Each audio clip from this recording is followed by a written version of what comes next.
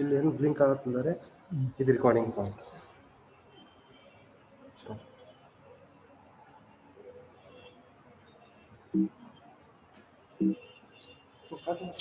Start. Mouse Good morning, my dear students. It gives me immense pleasure to make presentation on the first unit of the company law and secretarial practice. Before going to touch with meaning, definition, and features of the company, we must know what is the growth and development of the company. Other form of business organizations like sole trading concern, partnership firms, they are suffering from so many setbacks.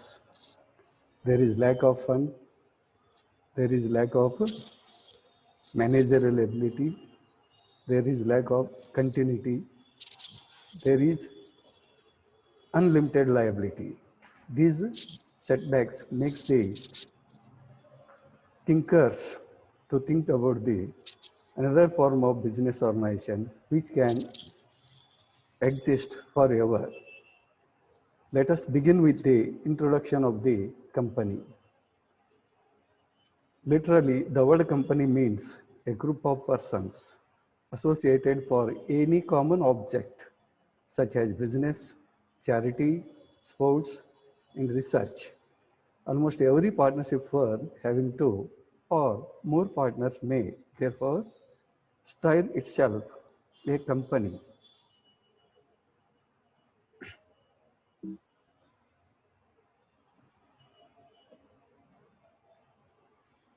For example, Rameshwar Das, Jamuna Das and company.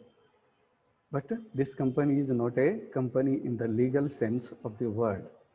The words and company here simply indicate that there are other persons in their association besides Rameshwar Das and Jamuna Das.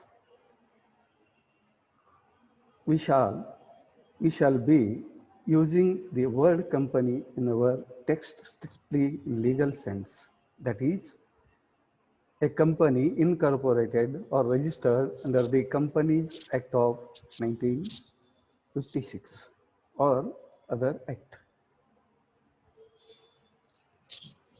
As defined under section 3, subsection 1, part 1 of the Companies Act of 1956 or Amendment Act, it defines a company as a company formed and registered under this act or an existing company. So here the word existing company means a company formed and registered under any of the former companies acts. If you observe this definition, we could not realize what is the exact meaning of the company. That is why we should have to go through some decisions or verdicts given by the different judges on different occasions. According to Lord Justice Lindley, by company is a means of association of many persons who contributes money or money's worth to a common stock and employ it in some trade or business, and who share the profits and losses as the case may be, arising therefrom. The common stock so contributed is denoted in money and is the capital of the company. The person who contribute it or to whom it belongs are the members. The proportion of capital to which each member is entitled is his share. Shares are always transferable, although the right to transfer them is often more or less restricted by articles of association or memorandum of association. According to Henning, he has given a more comprehensive definition about a company. A company is incorporated association which is an artificial created person by law, having a separate entity with a perpetual succession and common seat. If you observe this definition, you can realize what are the features of the company. To get the status of company, there must be necessity of incorporation of such association of the persons. And secondly, this association of person is an artificial association of the persons which is created by a law. And it is having a separate entity. Men may come or men may go. Its existence will continue. That means the wrong things happened with the members or the directors cannot be effect on the existence and continuity of the company form of business organization. And further, it is having a perpetual succession. It may continue its business even though members may come or may go out, it will not affect on the existence of the company. Further, in order to show its existence, usually in the first board of directors meeting, company having a common seal by passing a resolution. This common seal is always in the custody of the secretary. So in this way, a company means may be defined as an incorporated association, which is an artificial legal person having separate legal entity with a perpetual succession, a common sale, a common capital comprised of transferable shares and carrying a limited liability. The main feature of the company is shares are easily transferable from one person to another person, and usually the member's liability is limited to the extent of the number of shares to the face value they might have been purchased. This kind of features that makes company form of business organization most familiar in the business world.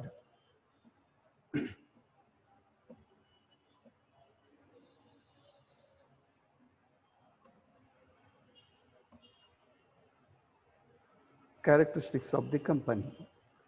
Following are the essential characteristics of the company.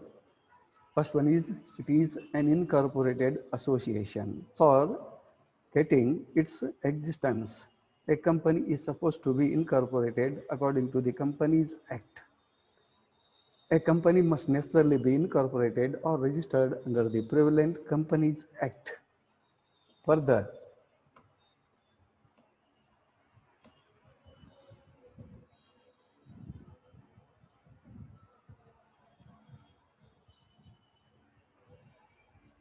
registration creates a joint company and it's compulsory for all the association or partnership firm which is having a membership of more than 10 in banking and more than 20 in any other trading activity form for carrying on a business with the object of earning the profit. Second characteristic is artificial legal person. Of course, a company is not a show its existence as a human being or living creatures. A company is an artificial legal person. That means it has no life. It is not born of parents. It comes into existence by virtue of the company law. It is not made of the flesh or bone or blood. It cannot talk, it cannot walk, and it cannot react. But these can be done by its representatives. In spite of all these facts, it can act like an individual. That is, it can purchase and sell the goods. It can hold property. It can file suit against other person. It can be sued by others. It can incur debts and lend money, and it can perform so many activities like human being by virtue of its legal existence. The third characteristic is a common sale. The company is always having a common seal, which is ultimately acting as a representative of the company. As it is an artificial person, it must have some development in the form of the common seal on which its name is engraved and which can act as its signature. Immediately after incorporation, in the first meeting of directors, as I have told earlier, the form of the common seal is approved by the first board of directors during the meeting. The common seal is affixed on the important documents like share certificate, share warrants, and important contracts. Any document bearing the common seal of the company will be legally binding on the part of the company.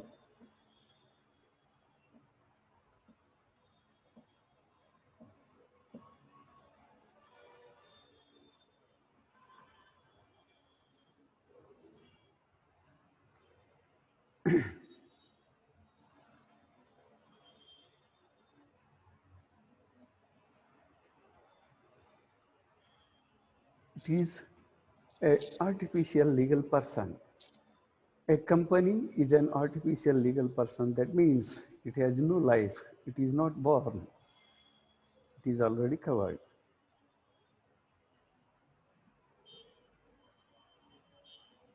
Fourth one is the liability of the members of the company form of business organization is always limited. The liability of every shareholder of a company is limited by shares or guarantee is limited to the extent of the nominal value of the shares or the amount of the guarantee they might have been given at the time of becoming the member. Fifth one is perpetual succession. That means as it is an independent legal entity which comes into existence by operations of the company law, its life does not depend upon the death, insolvency, or retirement of any or all shareholders or directors of the company. It lives forever until it comes under liquidation or winding up. An incorporated company never dies. It is an entity with perpetual succession. A member may come and go, directors may change, but the company can go on forever. The company comes into existence by process of law, and it can wind up only by process of the law also. Further, sixth characteristic is transferability of the shares. In case of the sole trading concern or partnership firm, the shares of the partner or sole trader cannot be transferred from one person to another person. But in case of the company form or business organization, its shares are easily transferable with certain restrictions which are imposed in the Articles of Association. The shares of a public company are freely transferable and members can dispose of their shares whenever they like without seeking any permission from the company or other members. In a private company, however, some restrictions on the right to transfer is essential in its articles as per section 3, subsection 1, part 3 of the Companies Act. But absolute restriction on the right of the member to transfer shares contained in the articles shall be wide. Seventh characteristic is a shareholder is not the agent of the company. A shareholder is not an agent of the company and therefore cannot bind the company by his act as in the case of a partnership firm. Let us begin with the types of the companies. This can be classified on the several bases. Companies may be classified on the different bases, different point of views of which are as follows. Classification of companies on the basis of the incorporation or registration. Classification of registered companies on the basis of the nature of liability of its members. Classification on the basis of number of members. Further, classification on the basis of the ownership. Classification on the basis of the control. Classification on the basis of the nationality. And there is another classification in the company's types, that is other kinds of the company. Let us begin with the first classification. Classification of companies on the basis of the incorporation or registration. Those are classified as follows. First one is a chartered company. Second one is statutory company. Third one is a registered company. Let us know about the meaning of chartered company. These are the companies which are incorporated by the Royal Charter.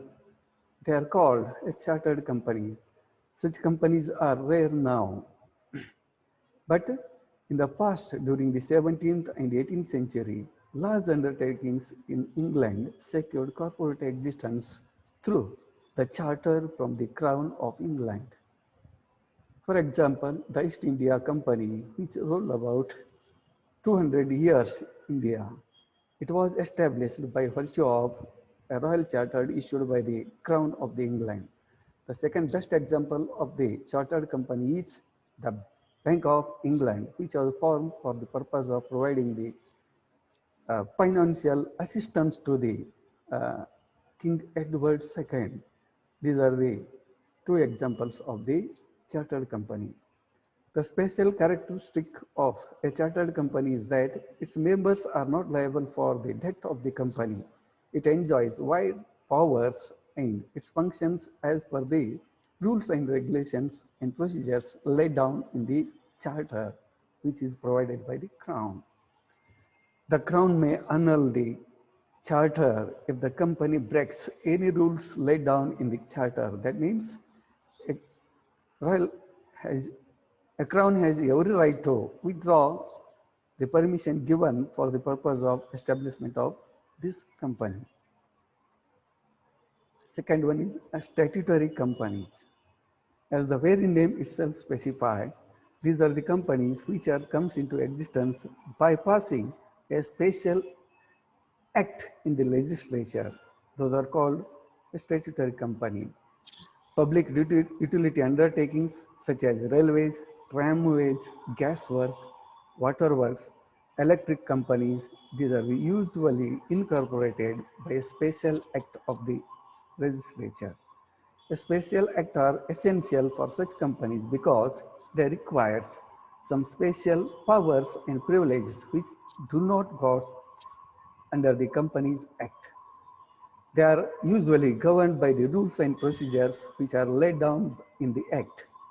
In India, undertakings like State Bank of India, the Reserve Bank of India, the Damodar Valley Corporation, the Air India International, so on, are having some come into existence under the Special Act of the Parliament.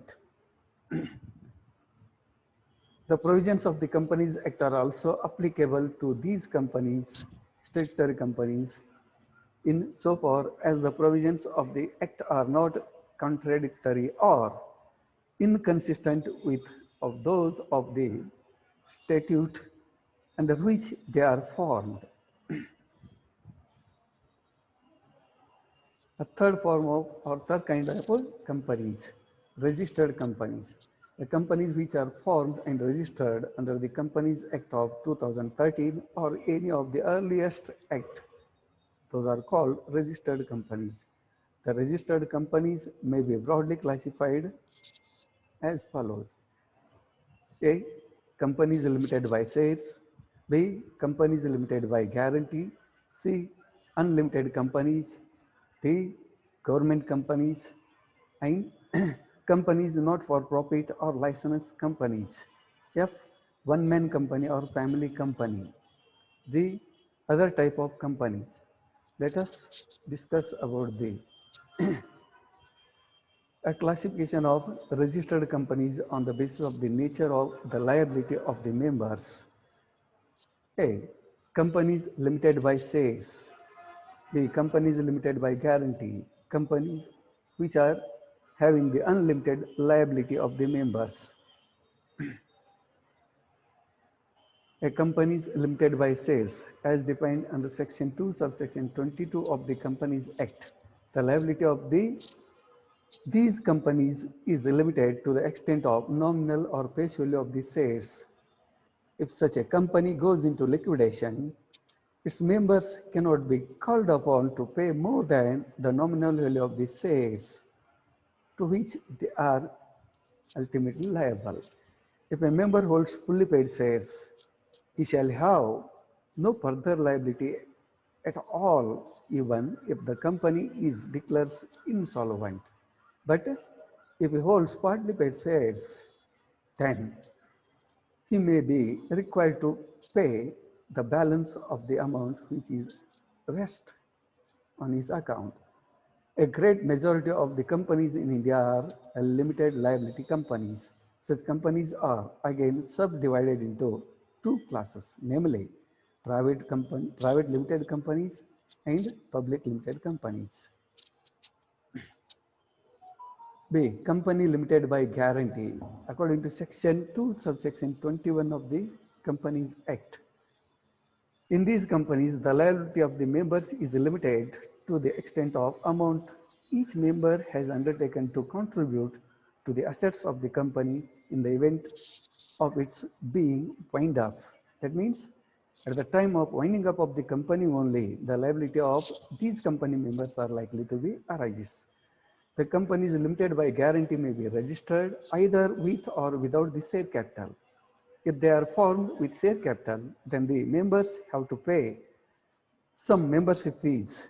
In such companies, the liability of the members cannot be enforceable during the life of the company. If they are registered with share capital, then the liability, if any, can be enforceable at any time, either during the lifetime of, or at the time of winding up of the company. Most of the companies limited by guarantee are formed without share capital because they are mostly uh, formed for the purpose of non-trading purpose, not for making the profit. The purpose of promoting art, culture, religion, education, sports, so on.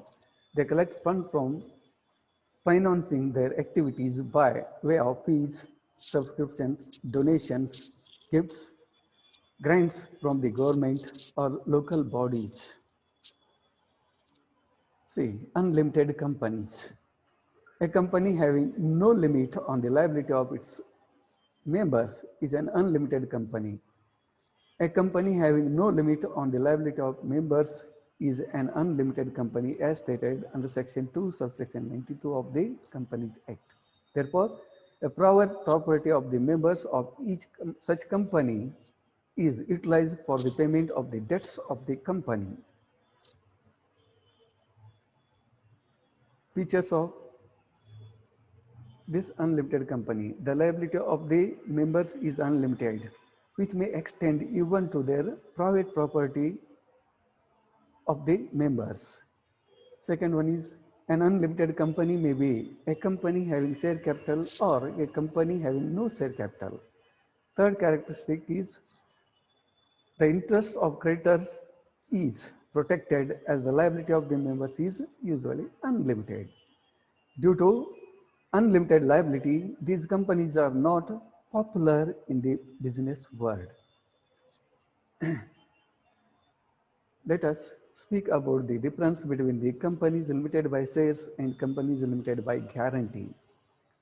First one is companies limited by shares have share capital where a company is limited by guarantee may or may not have share capital. Second one is the liability of the members of the company limited by shares is limited to the extent of the nominal face value of the company, nominal face value of shares held by them. But the liability of the members of company limited by guarantee is limited to the extent of amount guaranteed by him in both companies with or without share capital. Third difference is a company limited by shares call the amount of unpaid on the shares held by the shareholders during any time of its existence of the company or at the time of winding up of the company. But a company limited by guarantee, the company can call the amount guaranteed by the members only the company is wound up and the assets of the company are if insufficient to meet the liabilities. But if the company limited by guarantee has a share capital, the company can call the amount unpaid on the shares held by the shareholder at any time during the lifetime of the company or during the winding up of the company. Fourth one is a company limited by shares are mostly trading companies, but the companies limited by guarantee are mostly non-trading companies which are formed for the purpose of promoting arts, science, culture, sports. That means non-profit making concerns. Fifth one is a company is limited by shares must use the word limited as the last word in their name and private limited if they are private companies. But companies limited by guarantee need not use the word limited or private limited in their names with the prior permission of the central government. Sixth one is most of the companies formed are the companies limited by shares, but the companies limited by guarantee are small in numbers. Let us discuss about the difference between the companies limited by shares and the unlimited companies. The liability of the members of company limited by share is limited to the nominal value of the shares held by him, but the liability of the members of the unlimited company is usually unlimited. Second one is companies limited by shares have a share capital, but unlimited liability companies may or may not have a share capital. We have already discussed about these aspects. Let us resume the discussion about the classification on the basis of the number of members. On the basis of the number of members, registered companies with share capital can be classified into two kinds. First one is private company and second one is public companies. Private companies. According to Section 2, subsection 68 of the Companies Act, a private company means a company which has a paid-up capital of 1 crore or more, or such higher paid-up capital as may be prescribed, and by its articles of association, if it restricts the rights of the members to transfer the shares, if any. That means there is no provision for the transferability of the shares in case of the private company. It is usually restricted through the articles of association. Second restriction is except in case of one-person company limits the number of its members to 200, excluding the members who are present or post-employees of the company. Third restriction is it usually prohibits any invitation to the public to subscribe for any shares in or debentures of the company.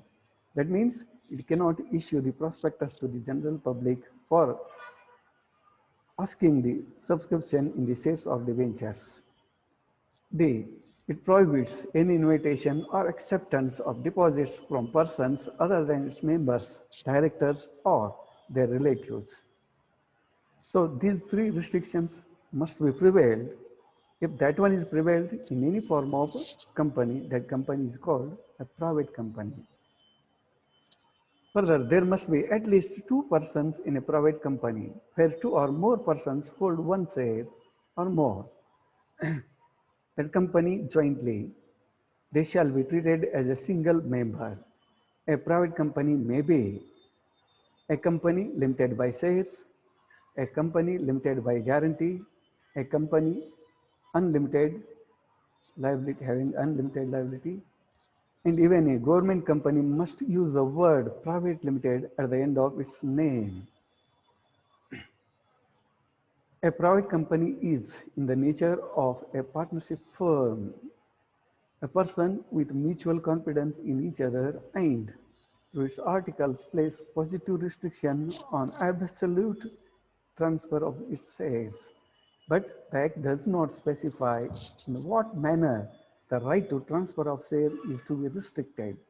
It is just sufficient if the right to transfer is so restricted that the number of members does not increase beyond 200. Maximum limit is 200.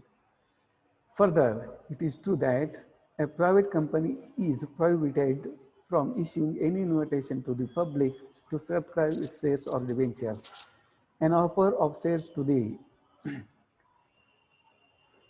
company and kin of a director is not regarded as an invitation to the public. This means that the director of a private company must collect the share amount privately from their relatives and friends. A private company must have its own memorandum and articles of association which contain the conditions laid down in the Act itself. Exemptions and privileges of the private companies. There are so many exemptions which are provided under the Companies Act to the private companies. Those can be enjoyed by the only two persons. Many form themselves into a private company. Second one is it can commence business immediately on incorporation stage only, as it has no to wait to obtain a certificate for the commencement of business. See, there is no need to file with the registrar. First document is a director written consent, and the second document is their undertaking to take off the qualification shares. And next character is it need not prepare and file prospectus or statement in lieu of prospectus as prevailed in case of the public company with the register of the company. Provisions relating to the statutory report and statutory meeting are not applicable to the such private company. Further, a quorum of general meeting of a private company may be 2, but quorum of general meeting of a public company depends upon the number of members of the company. For companies up to 1,000, there must be presence of minimum 5 members. For companies, in case of public limited, from 1,000 to 50,000, there must be presence of 50 members. And for companies having more than 5,000 members, 30 members must be physically present in order to provide a quorum. Next, F, the provisions for the retirement of the directors by rotations usually not applicable to the private company. G, the provisions regarding the restriction in intercompanies loans and investments do not apply to the private company, but these are applicable to the public limited company. No approval of central government is required in case of private company, either for appointment or for amending any provisions relating to the appointment and reappointment of a managing director or whole-time director. I, a person may be appointed as a managing director of any number of independent private companies. But in the case of a public company or its subsidiary, a person cannot be appointed as a managing director of more than one company except in certain cases. A private company can give any loan or security to any other company and there are no restrictions in this regard. K, a private company can give loans to its directors without obtaining the prior approval of the central government. L, the period of 21 days notice for calling a general meeting is not applicable to such company. Less than 21 days notice can be served by the private company. These are the certain privileges, those are enjoyed by the private company. Let us discuss about the public companies. As per section 2, subsection 71 of the Companies Act, public company means a company which is not a private company, has a minimum paid up capital of rupees 5 lakh or such higher paid up capital as may be prescribed, and is a private company which is subsidiary of a company which is not a private company, that is, which is a subsidiary of the public company. That means in case of the public limited company, usually what the restrictions, those are prevailed in the articles of association, those are not prevailed in the articles of association of the public company. Thus, a public company is a company which by its articles does not have any restriction on the transfer of its shares if it is having any shares. Further, it does not limit the maximum number of members, but there is a minimum number of members compulsion. Can invite public for the subscription of its shares and debentures, and can invite or accept the deposit from the public also. If these characteristics are prevailed in any form of company, those companies are called usually a public limited company. Thus, there are a lot of difference and distinctions in between the private company and public company. Let us discuss difference in between these two. The distinction point is membership. For a private limited company, a minimum number of members should be 2, whereas for a public limited company, it is 7. In case of private limited company, the maximum number of members cannot be more than 200, whereas there is no such limit for the public limited company. It has got a privilege to enjoy any number of members. Second point is transfer of shares. The shares of a private limited company are not freely transferable. Its articles must contain the restriction on the transfer of shares, but whereas the shares of a public limited companies are freely transferable.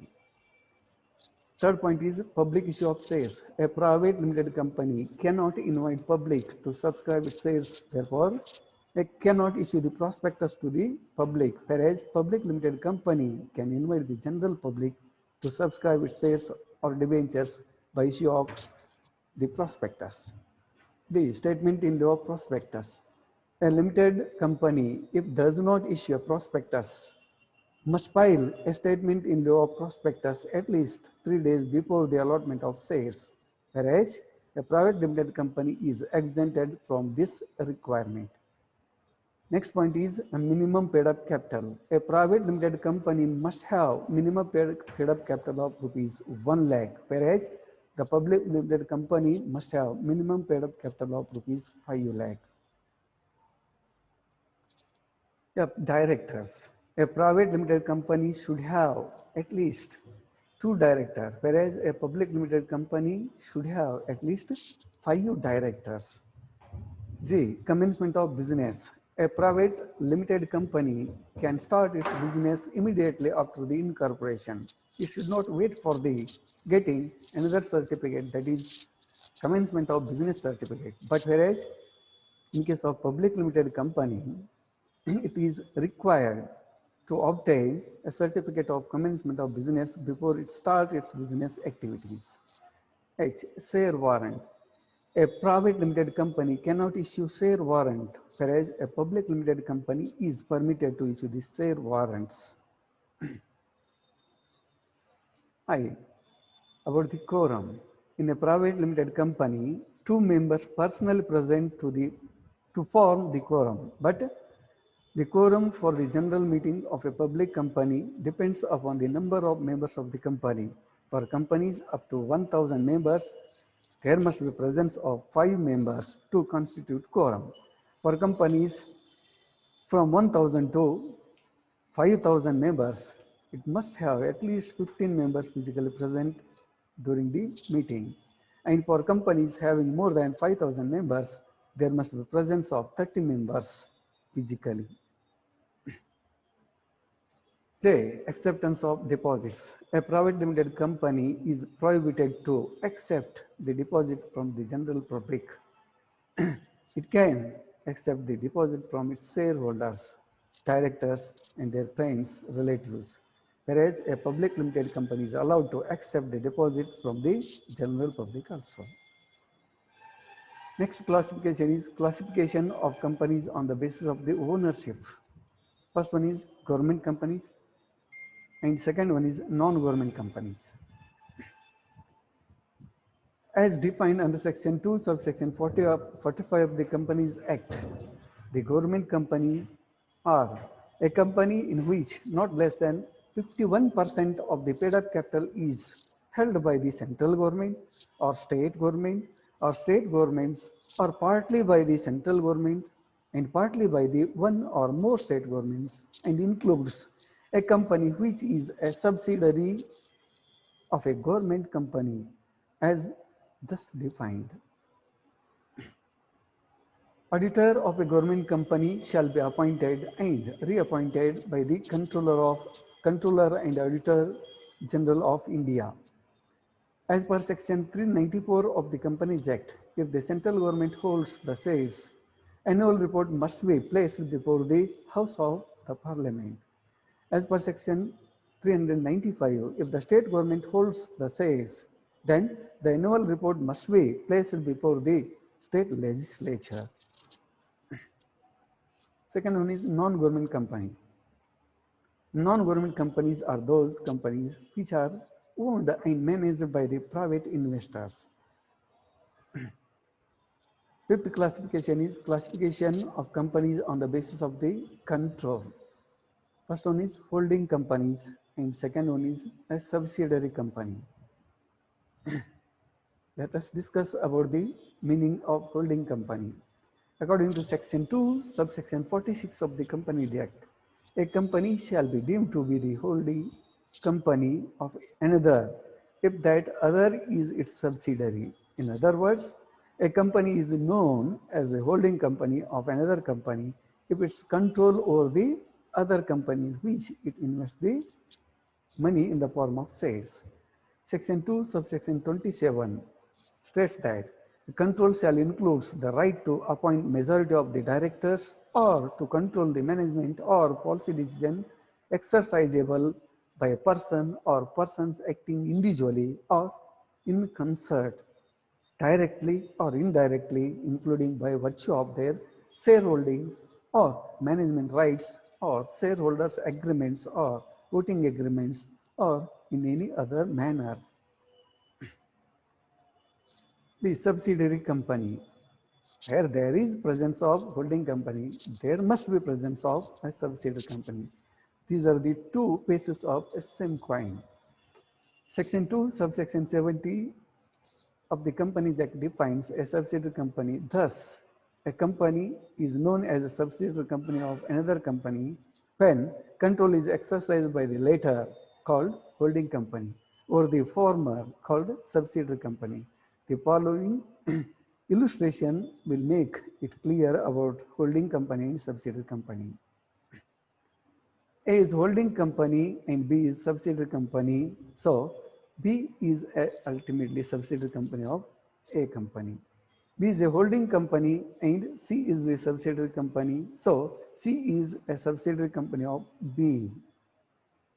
Therefore, A is the holding company and C is the subsidiary company. That is, C becomes a subsidiary of A. If D is the subsidiary company of C, then C is holding company, then D will be a subsidiary company of B as well as A also. If the holding company is a public company and the subsidiary company is a private company, this part company will be subject to most of the regulations and restrictions to which the public company is subject. Next, sixth classification, classification of companies on the basis of the nationality. Those may be domestic companies. Domestic companies are those which are formed and registered according to the Companies Act of that nation. And the second one is a foreign company, a company which is formed and registered according to the Foreign Companies Act. A domestic company are those companies which are incorporated in India. Most of the companies in India are domestic companies.